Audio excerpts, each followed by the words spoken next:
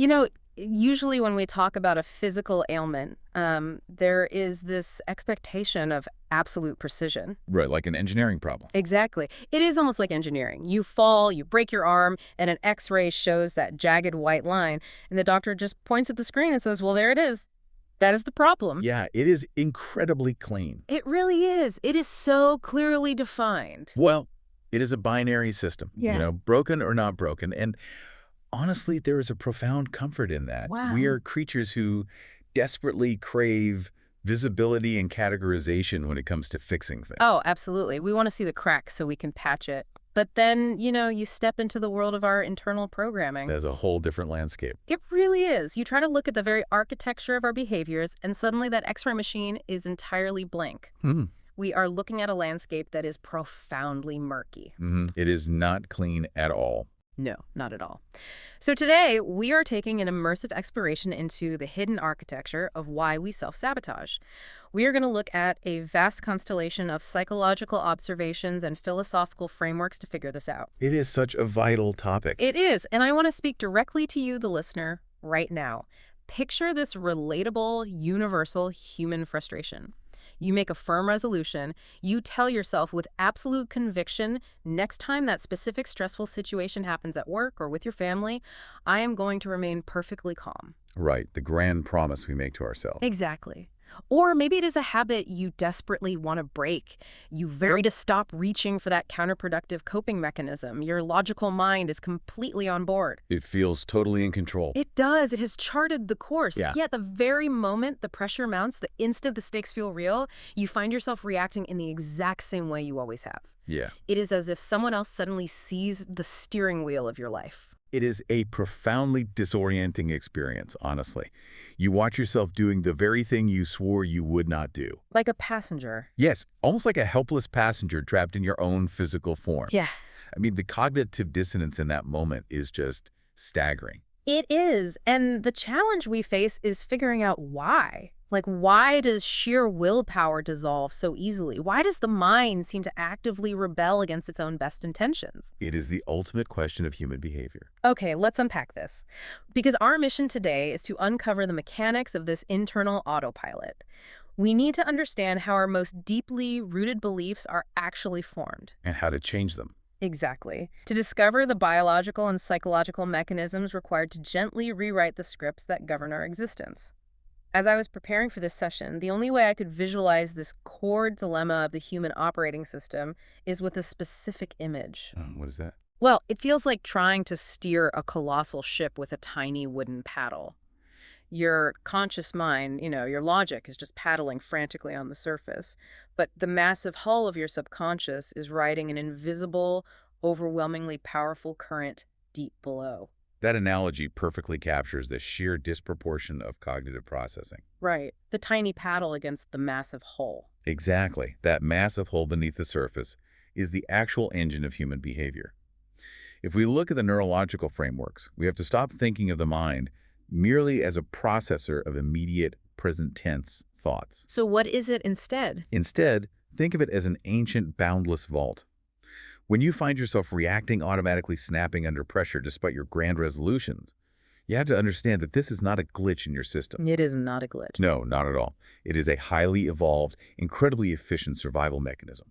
This vault records the magnitude and intensity of every single experience since the dawn of your existence. Wow, since the very beginning. Yes. Its primary biological mandate is to prioritize what has successfully kept you alive in the past over whatever abstract logical goal you desire in the present. So wait, we are constantly fighting a system that literally thinks it is saving our lives every time it ruins our afternoon. Precisely. It thinks it is rescuing you. Yeah. And to truly grasp the mechanics of this, we have to look at the sheer scale of how sensory information is processed. Okay, lay it out for us. Well, the mind operates on two completely distinct levels of infrastructure.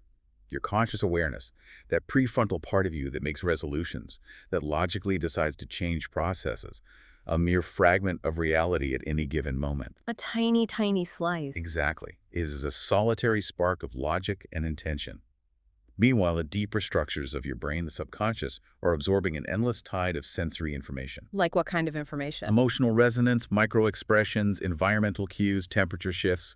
Everything. So it is an endless tide versus a solitary spark. And the solitary spark thinks it is the one in charge just because it has language. That is the grand illusion of human consciousness, right there. Yeah. From the very earliest moments of existence, long before the brain's language centers are even fully formed, the subconscious acts as a relentless archivist. Archiving everything. Yes, it is absorbing the ambient temperature of a room, the subtle tension in a caregiver's vocal cords, the rhythm of approaching footsteps. But here's the critical distinction. This archivist does not record objective facts. Wait, it doesn't? No, it does not care about a purely accurate historical ledger. It records emotional imprints and the foundational beliefs that arise from those imprints. Let me make sure I'm translating this right. It doesn't care about what actually happened in a literal, factual sense. Yes, right. It only archives the physiological and the emotional impact of the event. Correct, because at our biological core, we are fundamentally emotional entities who occasionally think, rather than logical entities who occasionally feel. Wow. Emotional entities who occasionally think. Yeah, if we were purely logical machines, as you pointed out earlier, we would simply decide to stop a destructive habit, input the new command, and it would end immediately. Like updating software. Right. But we do not. These emotional imprints fuse together over the passage of eras in our early development to create that exact autopilot you mentioned. So if we look at the clash between the solitary spark of logic and the momentum of the endless tide, let's take a practical example. Okay, let's hear it. Say a person knows logically, intellectually, that expressing explosive anger is destructive to their relationship. They know the consequences. Why do they still explode the second their partner uses a certain tone of voice? Because the autopilot is biologically designed to prioritize immediate emotional release over long-term logical goals. Even if the goal is keeping their relationship intact. Yes. If, in the distant past of their early development, an explosive reaction successfully created a temporary barrier of safety, the autopilot cataloged that explosion as a highly successful survival tactic. Or maybe if it forcibly released a buildup of intolerable internal pressure. Exactly. The solitary spark says, well, this reaction is bad for my relationship, but the endless tide says this reaction is how we survive an imminent emotional threat. And I'm guessing the tide always wins. Always.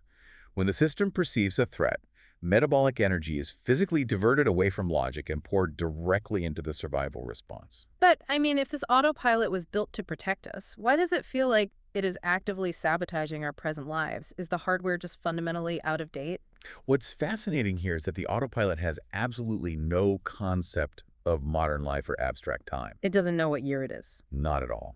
It possesses no understanding of your desire for inner peace or your social standing. It only knows the visceral environments of our distant past. So it is just playing the old hits. Exactly. It constructs a physiological comfort zone by mimicking the coping mechanisms of our early caregivers, the immediate emotional environment we managed to survive in. The autopilot's sole directive is familiarity. Familiarity, not happiness. Right. It does not care one bit about your happiness or your fulfillment. It only cares about what is known. Because in the brutal logic of early survival mechanisms, the known is synonymous with safety. And the unknown. The unknown, even if it is joyful or peaceful, is perceived as a massive, incalculable threat. That is a staggering realization. It actively prioritizes the familiar over the joyful. It would literally rather you be miserably safe in a chaotic dynamic than happily at risk in an unfamiliar, peaceful dynamic. That is the tragic paradox of human behavioral loops. And to understand how rigidly these comfort zones are enforced by the vault, we have to look at how foundational beliefs are chained to our identity from the very beginning. Which brings me to a concept that completely shifted how I view my own limitations. The idea of how the subconscious forms these limiting beliefs based on early conditioning, and it essentially traps us in a continuous loop. A continuous loop, yes. We find ourselves repeating the exact same interpersonal scenarios, taking the exact same missteps, and somehow magnetically attracting the exact same types of chaotic dynamics into our lives over and over again. It is a perfect description.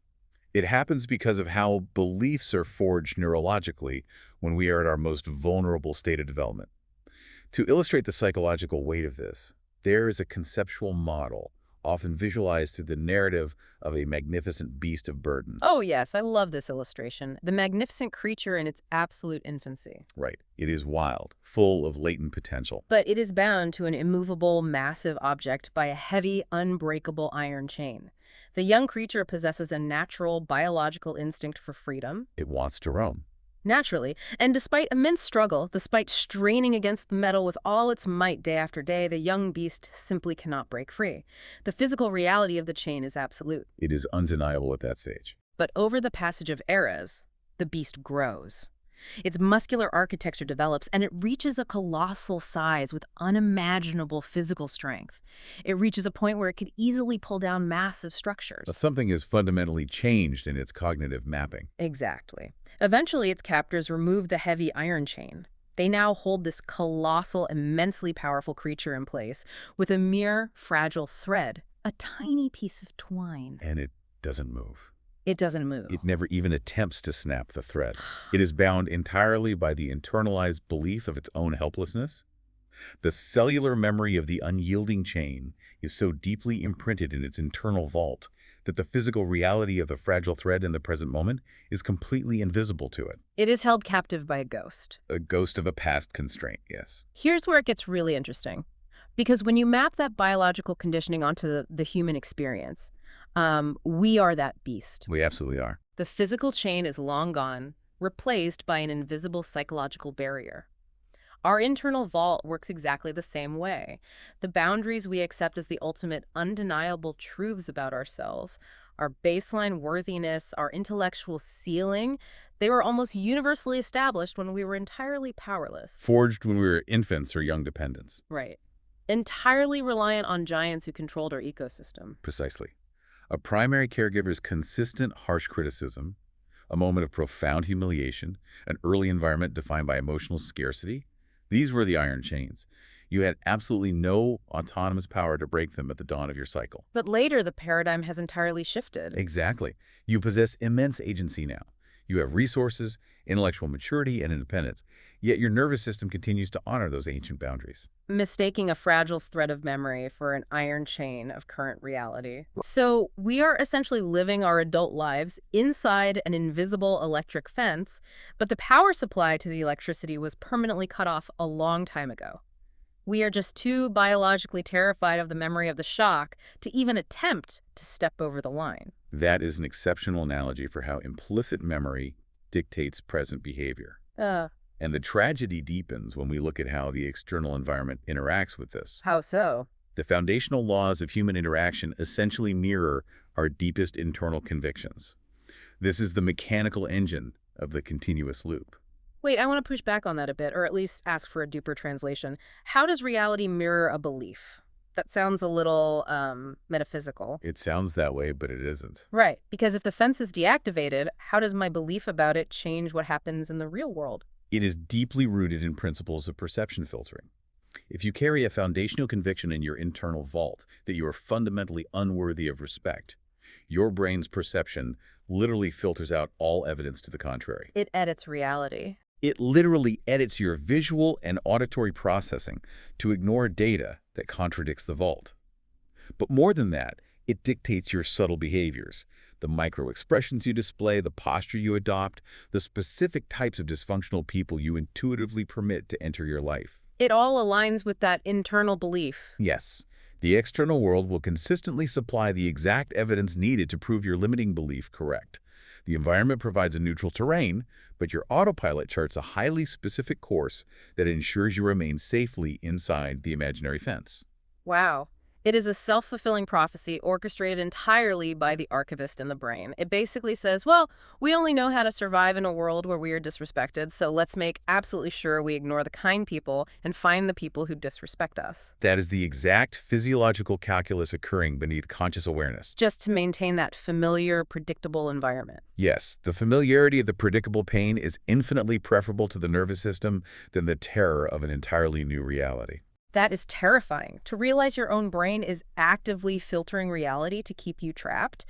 But, in a way, it is also profoundly liberating. How so? Because if we recognize the fence is gone, if we realize the chain is just a fragile thread, how do we actually begin to walk past it? How do we build new, durable paths in the real physical world? This requires transitioning from passive realization into active transformation. Transforming the subconscious requires a deliberate, conscious intervention that disrupts the predictive filtering. You must take the wheel from the autopilot. Which is hard work. Very hard. It involved the literal biological laying down of new cognitive pathways. I want to visualize the science of this. Let's imagine the topography of the human mind as a vast, ancient, overgrown landscape. A great visualization. In this landscape, those old limiting beliefs, the ones prioritizing familiarity and those continuous loops of self-sabotage, they are massive, deeply grooved, multi-lane highways. They've been smoothed out over the passage of countless seasons. An endless tide of vehicles have traveled down them. In neurobiological terms, these highways represent neural pathways that are heavily insulated. The more a specific pathway fires, the thicker the insulation becomes, and the faster and more effortlessly the electrical signal travels. They are the biological paths of least resistance. Right. The signal flies down the highway with zero friction. But then you have new realization. You decide, I am going to change. I am going to form a new, healthy habit. That new desired habit is not a highway. No, it possesses no insulation. It is a narrow, completely overgrown trail through incredibly dense, unmapped woods. And the contrast in infrastructure between the highway and the trail is the absolute key to understanding behavioral relapse. When you first decide to change, walking the new trail requires forcing the brain to fire new connections. It is difficult. It is inherently difficult and slow. It requires an immense, continuous supply of metabolic energy. You are conceptually hacking away at thick vines with every single step. And the autopilot, which is obsessed with efficiency, absolutely hates this. The autopilot despises inefficiency. It operates on a strict conservation of energy principle. It looks at the overgrown trail, calculates the metabolic costs, and says, this consumes far too much energy. Look at that massive, hyper-efficient highway right next to us. Let's just route the signal there. And this mechanical preference becomes incredibly obvious when a storm hits. And by a storm, I mean moments of acute stress in your life. Severe fatigues, emotional volatility. Yeah, a sudden crisis at work, a conflict that spikes your heart rate. When storm hits, the internal physiological alarm bells ring. The system declares a state of emergency. A massive wave of stress hormones floods the brain. And in an emergency, the brain operates on a triage system. It shuts down the non-essentials. It immediately shuts down the high-energy, slow-processing executive centers, the parts trying to walk the new trail, and instantly routes you directly back onto the massive highway.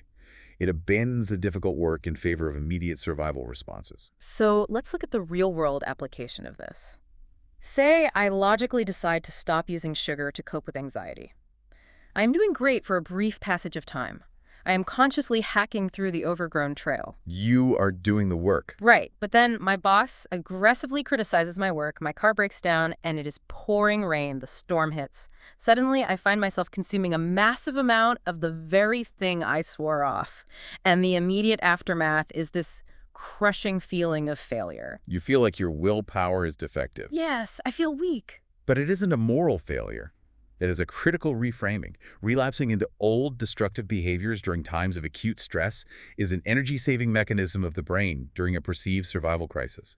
The autopilot forcibly took the wheel because the conscious mind was overwhelmed by the neurochemical storm. Okay, but I have to push back here.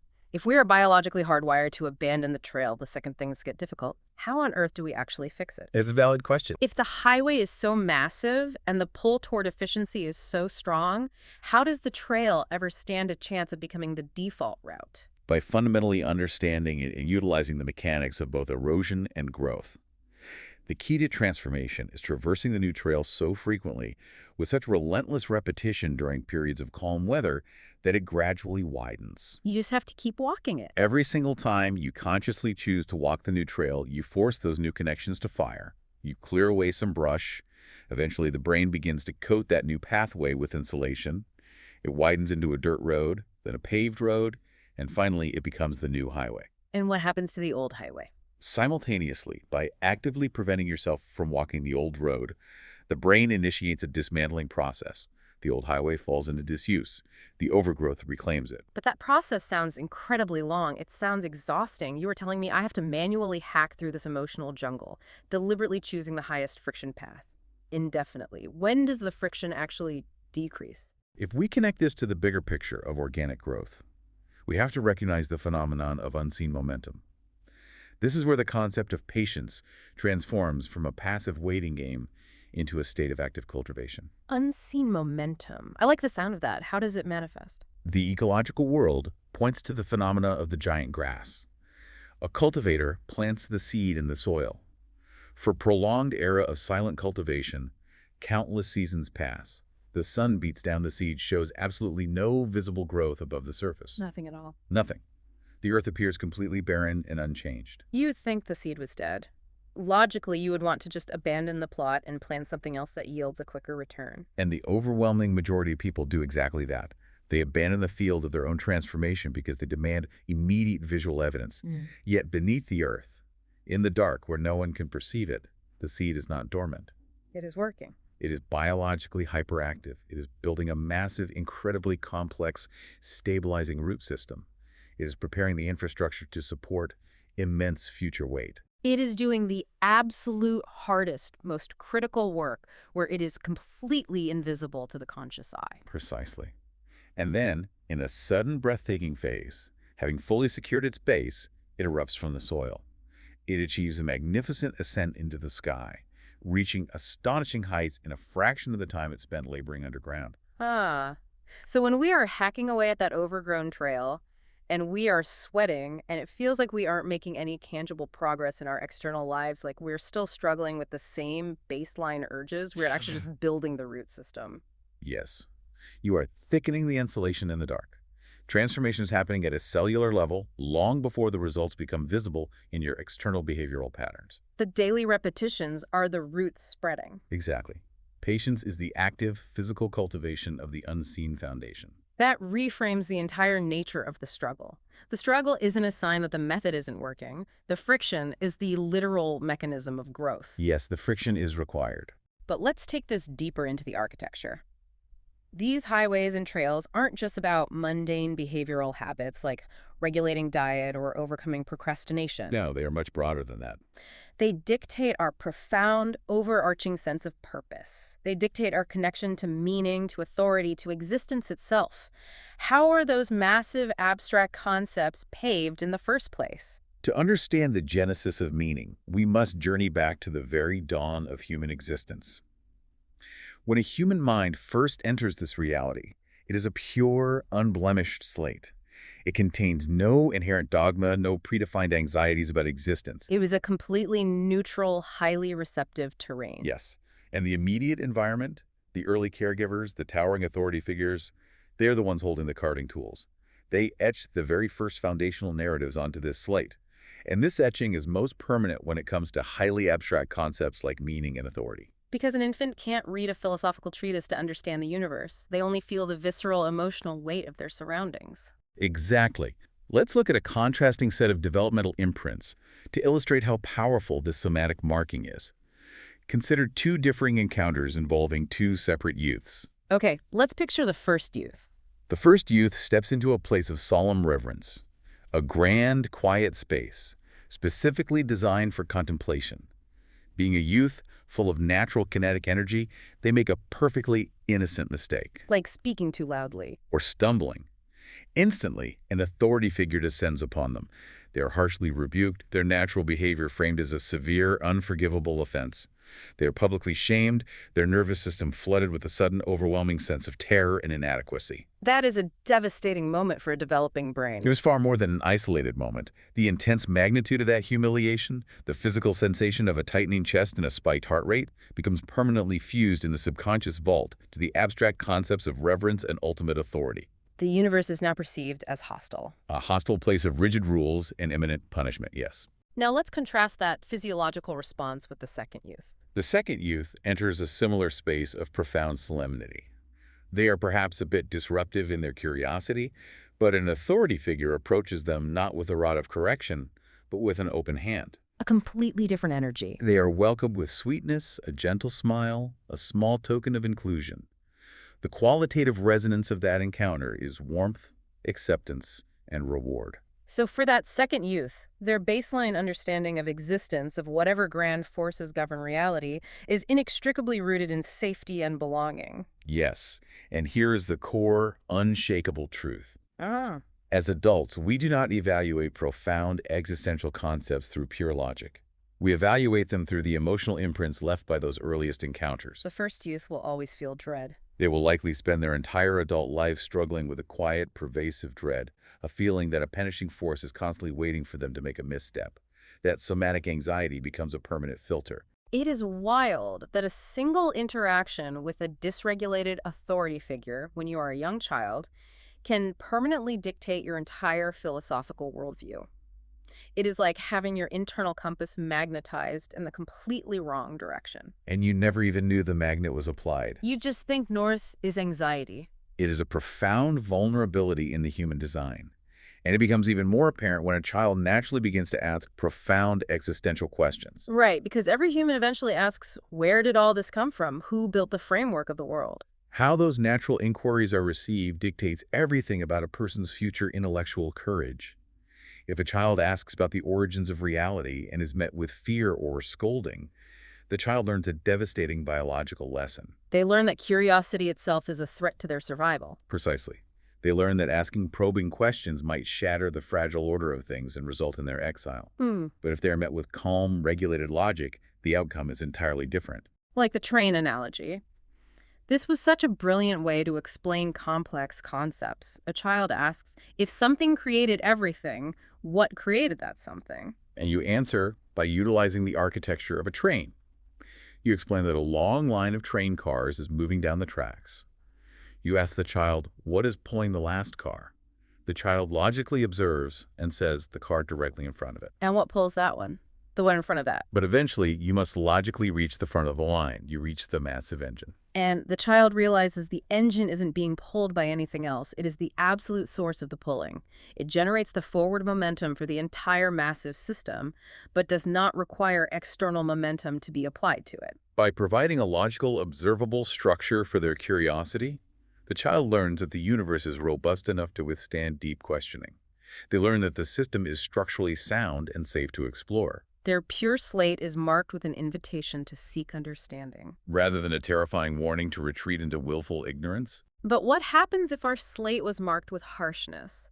Because let's be honest, for an overwhelming majority of people, the early carving tools were held by flawed, highly stressed authority figures. Yes, that is the reality for many. What if our resulting personality architecture is filled with defensive flaws and deep fractures?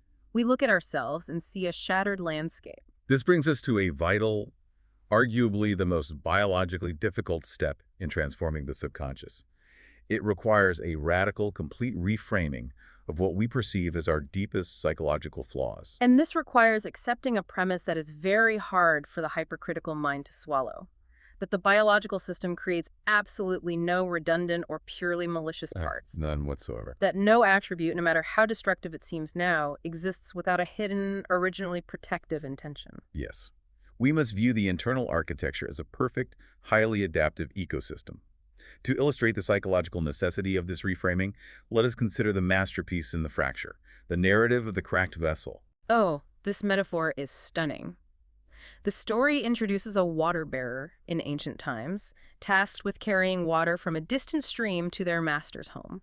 They carry a wooden yoke across their shoulders, suspending two large earthen vessels. A balanced equilibrium of burden. Exactly. Now, one of these vessels is perfectly formed. It retains every single drop of water, delivering a full measure at the end of the long journey. It is a perfect tool. And the other vessel. The other vessel possesses a deep, profound fracture running all the way down its side.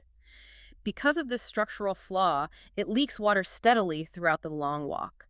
By the time the bearer arrives at the destination, the fractured vessel retains only a tiny fragment of its burden. It has lost the lion's share of its contents. If that vessel possessed human consciousness, it would feel a crushing weight of inadequacy. And in the narrative framework, it does. The flawed vessel expresses deep shame. It apologizes for its inadequacy, for failing its primary functional purpose. Which is exactly how we talk to ourselves about our own psychological fractures. We say, I'm too anxious, I'm too quick to anger. We constantly apologize for our perceived defects. But the water bearer responds not with frustration, but with profound illumination. The bearer asks the vessel to simply look at the path they walk every single day. On the side of the perfect vessel, the earth is entirely dry. Only dust. Just dust. But on the side of the fractured vessel, a vibrant, continuous ribbon of wildflowers blooms along the entire length of the journey. It completely shifts the paradigm of utility. The bearer reveals the hidden truth. I knew of your fracture from the very beginning. I Yeah. deliberately planted seeds along your exact path. Your perceived defect, the water you leaked, nourished those seeds every single day. Without your specific fracture, that continuous ribbon of beauty would not exist. So what does this all mean for us biologically and psychologically? This is the ultimate definition of finding meaning, isn't it? The ability to transform our perceived defects into a profound generative narrative. It is the realization that every single trait we label as bad, our hypervigilance, our sudden flares of temper, was developed by the subconscious vault for a highly specific reason. To protect us. Yes, it was developed to serve us in an environment where we were deeply vulnerable. For example, hypervigilance was a necessary radar system in a chaotic early environment. It kept you safe. It was brilliantly adaptive. So, to you listening right now, that thing you hate about yourself, that flaw you have been fighting for decades, what if you shouldn't be trying to forcefully patch the crack? What if you should be figuring out what kind of flowers it was originally meant to water? This raises an important question, however. If the internal ecosystem creates no redundant parts, how do we honor the protective intention behind our flaws while still actively guiding our behavior toward a healthier outcome? Right. We can't just excuse destructive behavior. Exactly. Because we cannot simply excuse highly destructive adult behavior by saying it has a historical purpose. I need to challenge this. If my crack is screaming at my partner when I feel threatened, the flowers growing from that reaction aren't very beautiful. They are toxic weeds. How does honoring the crack stop the screaming? That is the crucial pivot. It requires profound contemplation. You must shift from aggressive self-criticism, which the brain perceives as an internal attack, strengthening the defensive walls, to deep curiosity. Asking the vault a question. You conceptually ask the vault, I acknowledge that this sudden rush of anger is trying to protect me. Thank you for the protection. You did an excellent job keeping us alive in the past, but I no longer need to use this specific tool in this safe environment. You honor the historical intention, but change the present execution. Yes. It is like retiring a loyal soldier. You say, you did a phenomenal job keeping us alive in the war of my childhood, but we live in peacetime now. The war is over. You can finally put the weapon down. That is precisely the internal communication required to lower the defenses. But that brings up a massive logistical problem. Once we understand the historical value of our fractures, how do we actually go about communicating with this ancient vault?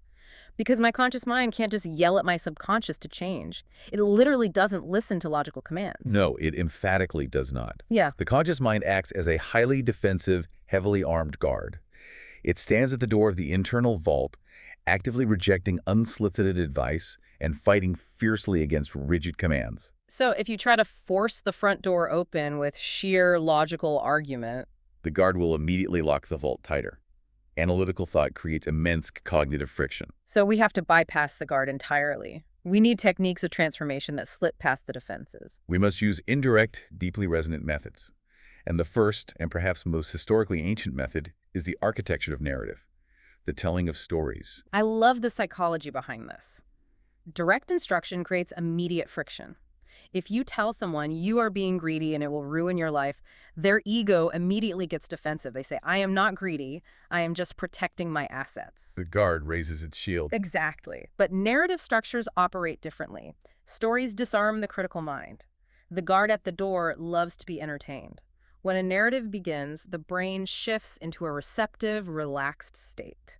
The conscious mind lowers its weapons and simply enjoys the plot. It doesn't realize the moral code is slipping quietly past the guard. Give us an example of how this specific architectural bypass works in practice. Well, let us consider a tale of an inspector evaluating bakers in an ancient city. This inspector does not issue harsh edicts or hand out punitive fines. He simply observes the natural state of the individuals. He lets the system reveal its own consequences. He visits the first baker, a man widely known for shortchanging his customers, pinching every microscopic fraction of grain to maximize his own hoard. The inspector simply asks him about his life. And what does he find? The stingy baker is plagued by profound misery. His relationships are fractured, his sleep is tormented by paranoia, and his physical health is failing under the stress of constant defense. The environment of scarcity he created externally has manifested internally. Yes, and the second baker in the narrative, he operates with a naturally open hand, ensuring every single loaf is generous and abundant. When the inspector asks of his life, the man overflows with genuine peace. Joy and social harmony. The inspector leaves without issuing a single legal command. He realizes that the foundational laws of reality have already flawlessly delivered the consequence. So, by wrapping that profound psychological truth that greed rots the nervous system and generosity regulates it into a simple narrative, the listener's conscious mind doesn't feel attacked. It just passively watches the story unfold, and the subconscious absorbs the code. Generosity equals biological safety. Greed equals biological threat. It is an elegant infiltration of the vault. It is a backdoor into the system. You can't force the front door open, so you slip the new code under the door through stories. What else works like this? What is the second method? The second method relies on the physics of reality itself, the resonance of sound and the magnitude of repetition. We are talking about words carrying actual physical weight. More than weight, they carry undeniable energetic intensity. A spoken intention is not just a passing thought. It is an energetic frequency vibrating through the physical medium of the air. This sounds almost mystical to some, but the behavioral science absolutely backs this up. We are physical beings reacting to physical stimuli. When specific words are repeated, whether as affirmations or rhythmic phrases, the magnitude of that repetition creates a literal neural bridge from the lips directly to the emotional centers, bypassing the guard entirely. Repeating the phrase is walking the trail until it becomes a highway. And it goes much deeper than literal dictionary meaning. Immersing oneself in harmonious rhythmic vocalizations acts as a cleansing tide for the nervous system. Specific vocal frequencies actually stimulate the parasympathetic nervous system. Even if the logical brain does not translate the literal meaning of the sounds. Exactly. The energetic frequency itself physically lowers the heart rate and reduces stress hormones. The energy heals the discordant static of the autopilot.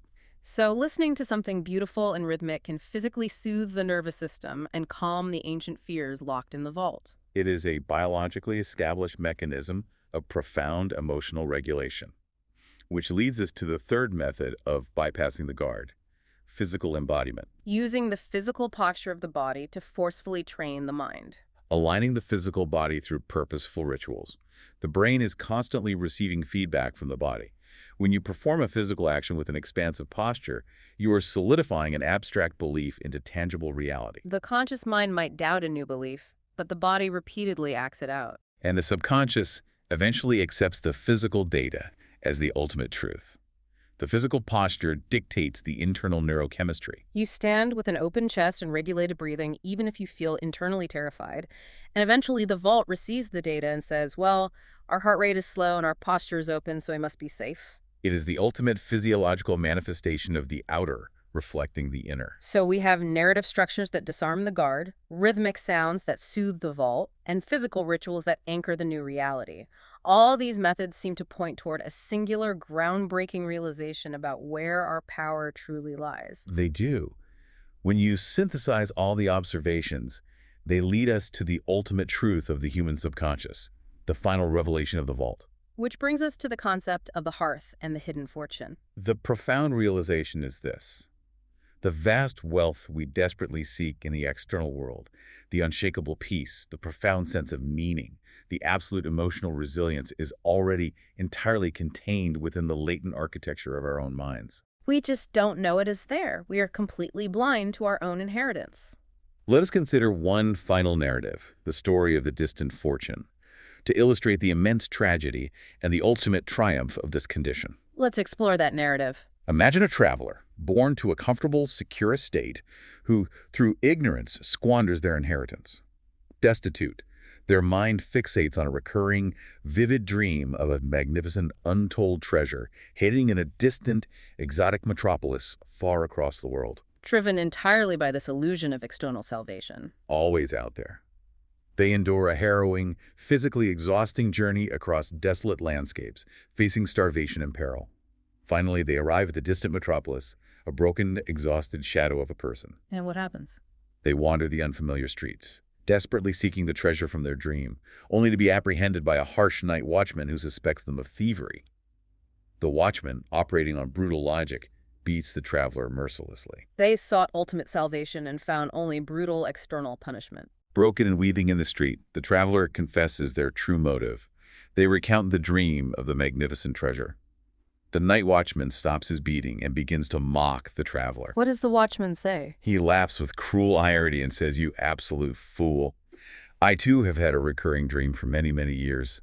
In my dream, I am told of a vast, limitless fortune of gold and jewels. But in my dream, the treasure is not hidden in this city. Where is it? It is buried deep beneath the hearth of a very specific house in a distant homeland." The watchman then proceeds to describe, in agonizing, perfectly accurate detail, the exact architecture and the very hearth of the traveler's own childhood home. Oh my, the psychological impact of the realization in that moment. The traveler realizes the house described by the mocking watchman is their own. They have traveled across the known world, endured untold suffering, only to discover that the magnificent treasure they sought was buried beneath the floorboards of the very room they abandoned. They just had to return home and unearth it. Yes. They return home, tear up the heavy stones of the hearth, and finally unearth the fortune they had been sitting upon their entire life. So what does this all mean when we map it back to the science? We spend our entire lives walking thousands of miles, exhausting our energy, trying to find the right external environment, the perfectly optimized daily routine, the exact right circumstance to finally feel fixed. We constantly tell ourselves, if I just get that promotion, my vault will feel safe. If I just move to that new city, the anxiety will disappear, only to realize the biological capacity for peace was under our own floorboards the whole time. It is the ultimate cosmic irony of human biology. The subconscious vault already contains every single neurochemical resource necessary for our flourishing. When we ask the system for a new reality, the answer isn't granted from some external authority descending from above. It is unlocked from within. The desperate outward search is an illusion. The persistent feelings of lack, the deeply held belief that we are fundamentally broken and missing critical pieces, they are all illusions constructed by the autopilot to keep us safely within the boundaries of the familiar. The treasure isn't something you acquire from the outside world. It is something you painstakingly unearth from within. True meaning and emotional regulation are entirely self-contained systems. The realization of this inner fortune is the crucial pivot of human development. It is what allows you to finally, definitively take the wheel from the autopilot. You no longer fear the vast, unknown ocean because you realize you possess the exact internal coordinates. You are no longer paddling a tiny piece of wood against an endless, terrifying tide. You are the captain of the colossal ship. This has been an incredibly profound session. Let's trace our steps back through the architecture. We started by looking at the sheer scale of the biological challenge, the solitary spark of our conscious intentions fighting a daily battle against the endless, highly efficient tide of the subconscious archivist. We explored how those early emotional imprints form invisible barriers, Tricking our nervous systems into mistaking the fragile thread of memory for an iron chain of current reality, trapping us in continuous loops. We observed the topography of habit, understanding the massive insulated highways versus overgrown trails. We recognized that the brain will always seek the path of least resistance during a stress-induced storm. And that building new trails requires the relentless, unseen patience of the giant grass. We recognized how our unblemished slates were etched with foundational narratives based on early somatic responses. And most importantly, we learned to look at our cracked vessels not with shame, but with a deep understanding of their original protective intention and the unique beauty they were designed to cultivate. And we discovered how to bypass the defensive guard of the mind, using the subversive power of narrative, the harmonious resonance of sound, and the anchoring reality of physical embodiment. All leading to the realization that the fortune we seek is already buried beneath our own hearth. So, to you, the listener, the next time you feel the pressure mount, the next time the storm hits, and you feel that overwhelming pull to slip back onto that massive, highly efficient old highway of habit, remember that you now hold the map to your own hidden architecture. you have the tools to pause. You can look at the difficult, overgrown trail and consciously choose to take the first step, knowing that beneath the surface, in the dark where no one can see, you are cultivating a massive, unshakable root system. You are building an entirely new reality. And as you embark on that daily labor of building new trails, I invite you to deeply consider this final thought. If we accept the premise that the internal universe operates as a perfect ecosystem where no psychological trait is accidental, consider the one flaw or persistent challenge you fight against every single day, the one that brings you the most immense shame. If that specific flaw is actually a highly specialized tool designed by your internal vault to help you unearth your specific internal treasure, what is it trying to dig up right now?